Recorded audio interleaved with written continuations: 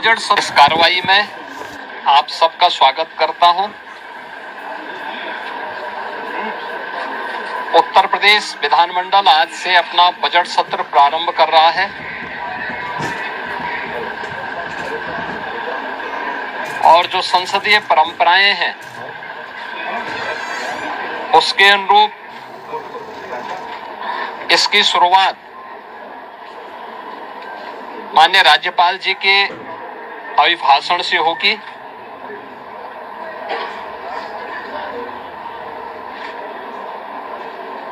Budget सत्र में दो महत्वपूर्ण एजेंडे होते हैं। एक माननीय राज्यपाल जी का अभिभाषण और दूसरा सामान्य बजट। माननीय राज्यपाल जी का अभिभाषण वह सरकार की उपलब्धियों और भारी कार्य योजना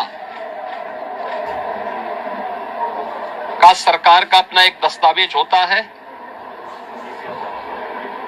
जैसे राज्यपाल जी के माध्यम से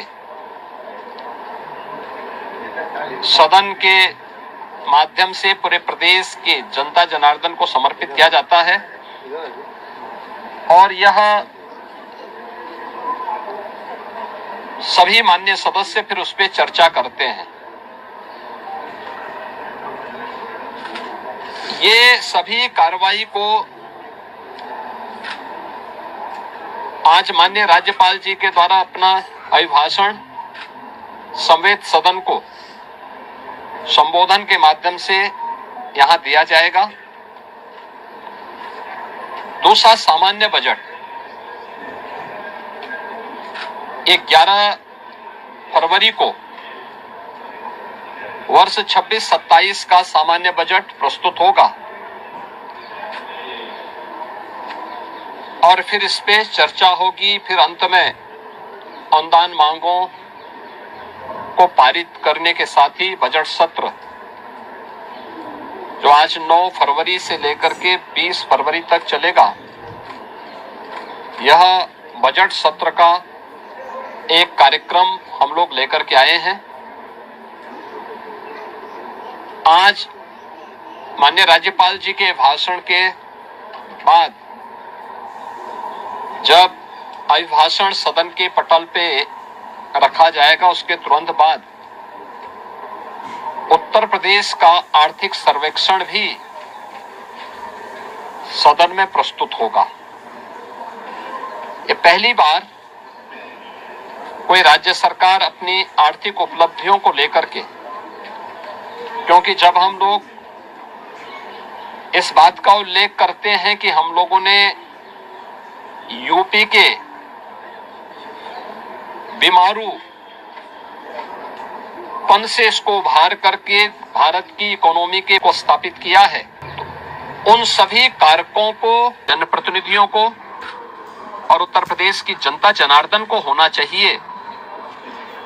हमने आर्थिक उन्नयन कितना किया है, उत्तर प्रदेश की प्रति व्यक्ति आय में क्या वृद्धि हुई है, एम्प्लॉयमेंट जनरेशन की स्थिति क्या है, उत्तर प्रदेश की वित्तीय प्रबंधन को कैसे हमने लगातार एक विषम परिस्थितियों से उभार करके उत्तर प्रदेश को पिछले 5 वर्ष के अंदर, पिछले 5 वर्ष से लगातार रेवेन्यू सरप्लस स्टेट के रूप में स्थापित किया है।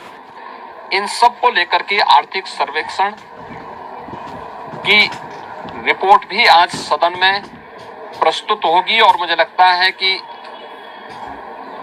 राज्यपाल जी के भाषण पे चर्चा के दौरान भी और बजट पे चर्चा के दौरान भी सभी माननीय सदस्य के लिए यह रिपोर्ट एक महत्वपूर्ण दस्तावेज होगा अपने डाटा को प्रस्तुत करने के लिए और उस पर चर्चा करने के लिए। वास्तव में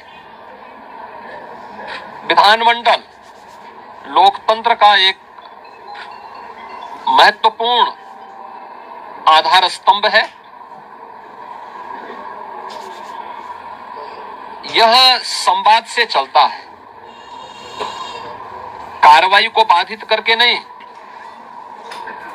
किसी भी माननीय सदस्य को अगर कोई मुद्दा उठाना है तो कार्रवाई को बाधित करने से वह एक प्रकार से जिन मुद्दों को की ओर ध्यान आकर्षित करना चाहता है उन मुद्दों पे को डाइल्यूट करने का प्रयास कर रहा है। हम लोगों ने बार बार कहा है कि सरकार संवाद से समस्या का समाधान पर विश्वास करती है। सरकार हर मुद्दे पे चर्चा परिचर्चा करने को तैयार है। हर एक माननीय सदस्य के बहुमूल्य सुझावों को स्वीकार करने को तैयार है, उस पर चर्चा करके और जो भी राज्य के हित में आवश्यक है उस प्रकार का कदम उठाने के लिए तत्पर है, तैयार है। लेकिन कार्रवाई को बाधित न किया जाए, अनावश्यक शोरगुल से बचा जाए। यद्यपि पिछले 9 वर्ष के अंदर उत्तर प्रदेश विधान मंडल में कार्रवाई के नए कीर्तिमान स्थापित हुए हैं और हम विश्वास करेंगे कि बजट सत्र जिस पर पूरे प्रदेश की और देश की भी निगाहें होंगी, इस बजट सत्र को